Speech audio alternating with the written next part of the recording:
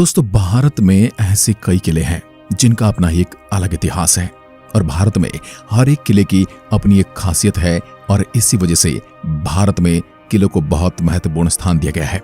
ऐसा एक किले की कहानी आज हम लेकर आए हैं, जिस पर कई आक्रमणकारियों ने आक्रमण तो किया था उसे हासिल करने के लिए, लेकिन कोई भी इस पर कब्जा नहीं कर पाया। क्योंकि दोस्तों, ये किला कुछ इस तरीके से बना हुआ कि बाहर से आक्रमणकारियों को इसका दरवाजा तक नहीं मिला। ये किला पानी के बीच में बना हुआ है, जिसका नाम है मुरुड जंजीरा किला, जो कि महाराष्ट्र के रायगढ़ जिले के तटीय गांव मोरड में स्थित है। समुद्र तल से 90 फीट की ऊंचाई पर बने इस किले की खास बात यह है दोस्तों कि ये अरब सागर के बीच समुद्र में ही बना हुआ है। और इसकी दूसरी सबसे खासियत यह है कि भारत के पश्चिमी तट का एकमात्र ऐसा किला है जो आज तक किसी आक्रमणकारी से जीता नहीं गया। क्यों और किस वजह से इस किले को कोई जीत नहीं पाया और किस किस ने इस किले पर आक्रमण किया और आज के समय में कैसी है हालत इस किले की, ये जानने के लिए बने रहे वीडियो में अंत तक। दोस्तों, इस किले को जीतने के लिए अंग्रेजों ने भी कम कोशिश नहीं की थी, लेकिन उनके हाथ में सिवाय हार के कुछ नहीं लगा। इतिहासकारों की माने तो ब्रिटिश, मुगल, पुर्तगाली, शिवाजी महाराज, कान्होजी आंग्रे, चिमाजी अप्पा और संभाजी महाराज ने इस किले को जीतने के काफी प्रयास किए थे, लेकिन किसी के हाथ ये किला नहीं लगा। इसी वजह से 50 साल पुराने इस किले को अजय किला माना जाता है। मोहड़गंज किले का दरवाजा दीवारों की आड़ में बनाया गया है और यही इसकी सबसे बड़ी विशेषता है। और इसके अजय होने की वजह भी यही दरवाजा है, क्योंकि किले का प्रवेश द्वार कुछ मीटर दूर जाने पर दीवारों के कारण दिखाई ही नहीं देता और इस किले को तोड़ने के लिए आप सीधे तोप का गोला भी इस पर नहीं दाग सकते। और यह दरवाजा तभी दिखाई देता है जब इसे दीवार के बिल्कुल पास जाकर देखा जाए। इसी कारण से दुश्मन किले के पास आ तो जाता था, लेकिन उन्हें दरवाजा ही नहीं मिलता था।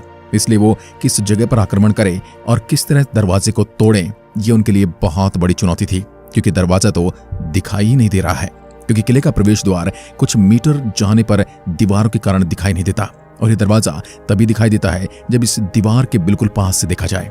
इसी कारण से दुश्मन किले के पास तो आते थे, लेकिन उन्हें दरवाजा कभी नहीं मिला। इस किले का निर्माण अहमदनगर सल्तनत के मलिक अंबर की देखरेख में 15वीं सदी में बनाया था। ऐसा कहा जाता है कि इस किले को बनाने में ही 22 साल का समय लग गया था। 22 एकड़ के विशाल भूभाग क्षेत्र में फैले इस किले में 22 सुरक्षा चौकियां मौजूद हैं।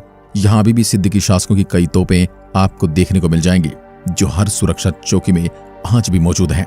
ये किला 40 फीट ऊंची दीवार से घिरा है, इसलिए आप समझ सकते हैं कि 40 फीट ऊंची दीवार को चढ़ना कितना मुश्किल होगा। जंजीरा किला सिद्दीकियों की राजधानी के रूप में स्थित है। इस किले के अंदर पानी के 2 छोटे छोटे तालाब भी मौजूद हैं। इसमें एक मीठे पानी की झील भी है। समुद्र के खारे पानी के बावजूद यहाँ मीठा पानी कहां से आता है? ये मीठे पानी की झील भी बीच समुद्र में एक रहस्य बनी हुई है। आखिर ये मीठा पानी आता कहां से था? दोस्तों, इस किले के नाम में ही इसकी खासियत छिपी हुई है। जंजीरा अरबी के जंजीरा शब्द का अपभ्रंश है, जिसका अर्थ होता है टापू। चारों तरफ से पानी से घिरा होने के कारण इसे आइलैंड पोर्ट के नाम से भी जाना जाता है। भारत के अलावा पूरी दुनिया में ये किला अपनी बनावट के लिए मशहूर है। इस किले को अजिंक्य किले के नाम से जाना जाता है, यानी कि अजय किला। वैसे इस किले के अजय होने का सबसे बड़ा कारण यहाँ के लोगों की ईमानदारी रही है, क्योंकि उन्हें किसी तरह का लालच देकर भी नहीं खरीदा जा सकता था। और साथ ही अगर किसी दुश्मन को इस किले पर आक्रमण करना होता तो उन्हें मजबूत परिवहन की भी जरूरत पड़ती थी। तब वैसे भी हाथी घोड़ों का दौर था और दरवाजा तोड़ने के लिए मुख्यतः हाथियों का इस्तेमाल किया जाता था, और तब ये बना भी पानी के अंदर था, इसलिए अजय होना बनता है इसका। किले के निर्माण के समय स्थानीय मछुआरों ने समुद्री लुटेरों से बचने के लिए एक विशाल चट्टान पर लकड़ी का एक किला बनाया। जिस किले का निर्माण करने के लिए मछुआरों के सरदार राम पाटिल ने अहमदनगर के निजाम साख से इजाजत मांगी थी, लेकिन जैसे इसका निर्माण पूरा हुआ तो निजाम साख ने राम पाटिल से किला खाली करने के कहा था। राम पाटिल ने ऐसा नहीं किया तो अहमदनगर के सेनापति पीरम खान एक व्यापारी का वेश बनाकर वहां पहुंचा था, क्योंकि वह भी इस किले को युद्ध में नहीं जीत सकता था। जिसके बाद उन्होंने लोगों को वहां पर खूब शराब पिलाई और शराब के नशों में बहुत सारे लोगों को वहां पर मारकर कब्जा कर लिया। इसके बाद लकड़ी के किले को तोड़ दिया गया और वहां पर पत्थरों से एक मजबूत किले का निर्माण किया गया। दोस्तों, जंजीरा किले के चारों तरफ 19 बुर्ज हैं और हर एक बुर्ज के बीच 90 फीट का अंतर है। लेकिन कुछ इतिहासकारों ने किले के चारों ओर 500 तोपें रखे जाने की बात कही है। किले के चारों दिशाओं में फैली ये तोपें दुश्मन के दांत खट्टे कर देती थी। ऐसा कहा जाता है कि कई हमले तो केवल तोपों से ही टल जाते थे। इस किले को सबसे ताकतवर दुश्मन मराठे मिले। मराठों ने पानी पर एक चादर बनाकर इस पर हमला किया था। हालांकि इसमें उन्हें जीत नहीं मिल पाई थी, जिसके बाद उन्होंने पानी में ही एक दुर्ग बना डाला, लेकिन यहां भी उन्हें कामयाबी नहीं मिली। दोस्तों, इस किले के अंदर पहले 3 सुरंगें बनी थी, जिसमें 2 तो कहीं नहीं खुलती थी क्योंकि एक भूल भुलैया थी, जबकि एक सामने के गांव राजापुरी में खुलती थी।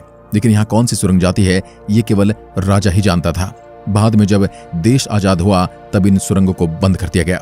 जंजीरा किले की दीवार काफी ज्यादा मजबूत है और यहाँ 3 दरवाजे हैं, मुख्य और एक चोर दरवाजा। मुख्य दरवाजा राजापुरी की ओर खुलता है, जबकि दूसरा ठीक विपरीत दिशा में समुद्र की ओर खुलता है।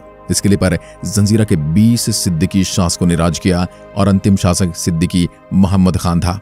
जैसे इनका शासन खत्म हुआ था, यहाँ की बस्तियां भी पलायन कर गई और आजादी के बाद 3 अप्रैल 1948 को यह किला आजाद भारत में शामिल कर लिया गया।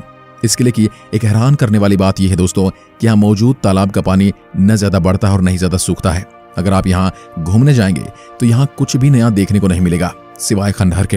हालांकि उन्हें देखकर आप उस समय की स्थिति का अंदाजा जरूर लगा सकते हैं। अगर आप यहाँ पर जाना चाहते हैं तो यहाँ पहुंचने के लिए आपको महाराष्ट्र के रायगढ़ जाना होगा। इसके बाद ऑटो रिक्शा करके मरुड़ से राजापुरी जाना होगा, जहां से नाव पकड़कर जंजीरे किले तक पहुंचा जा सकता है। किले खोलने का समय 7 से शाम 6 से 7 बजे के बीच का है। शुक्रवार के दिन यह किला दोपहर 2 बजे तक बंद रहता है।